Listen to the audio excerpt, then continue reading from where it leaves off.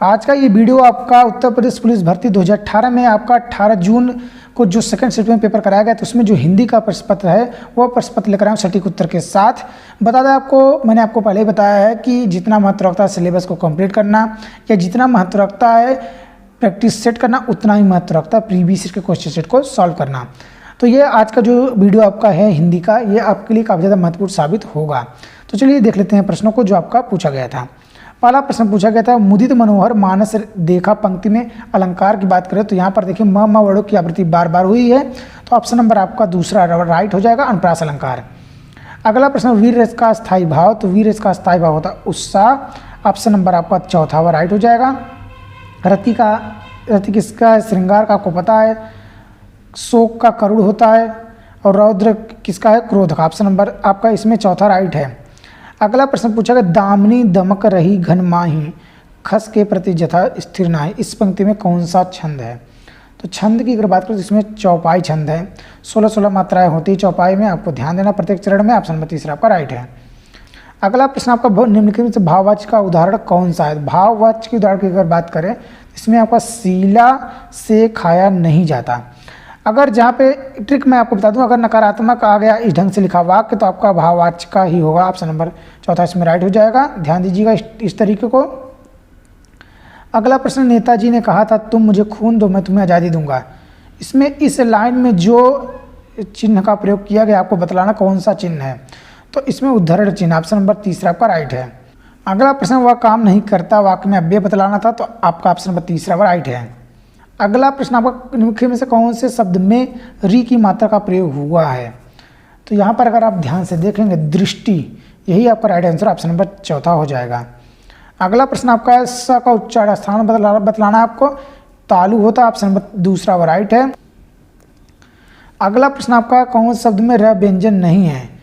तो यहाँ पर आप देखेंगे मात्र में तो आपका है मूर्धा में भी आपका है, कर्म में भी आपका है, लेकिन मातृ इसमें नहीं है, चौथा आपका राइट हो जाएगा।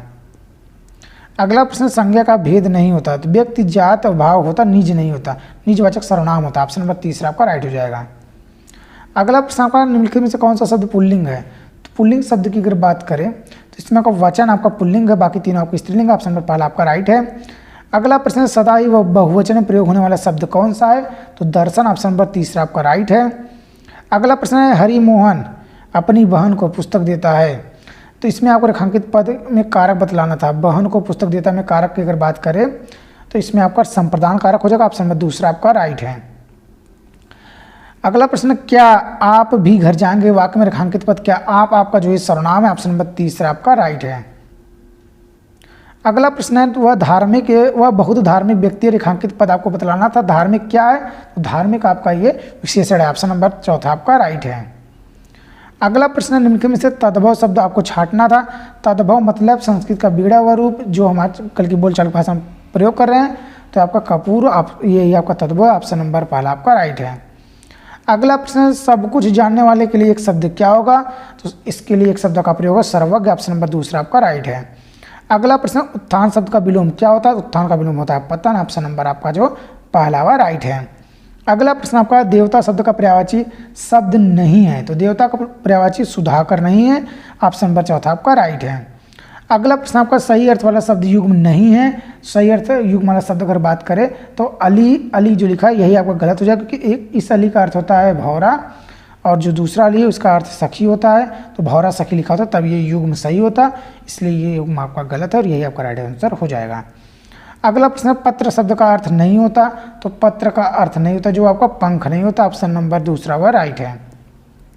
अगला प्रश्न, सदैव शब्द में आपको संधि बतलाना था, तो सदैव में आपका जो है ये आपका वृद्धि संधि है, ऑप्शन नंबर आपका तीसरा वह राइट है।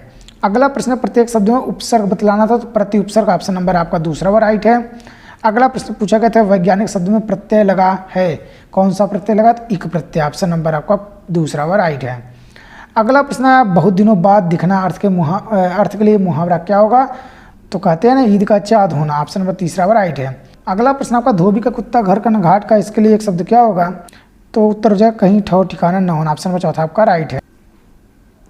अगला प्रश्न आपका, निम्नलिखित में से अशुद्ध वाक्य छांटना था, पूछा गया था यहाँ पर देखिए कृष्णा जी के अनेकों नाम हैं, यही आपका गलत हो जाएगा, कृष्णा जी के अनेक हो जाता है यहाँ पर, अशुद्ध के लिए ये आपका सही हो जाएगा ऑप्शन नंबर पहला। अगला प्रश्न है सद्भावना शब्द में समास बतलाना था, तो सद्भावना शब्द में आपका जो समास है आपका कर्मधारय है, ऑप्शन नंबर तीसरा आपका राइट है। यहाँ पर आपका गद्यांश दिया गया, यहाँ से 5 प्रश्न पूछे जाएंगे, प्रश्न उत्तर हम देख लेते हैं। चलिए शुरू करते हैं प्रश्नों को।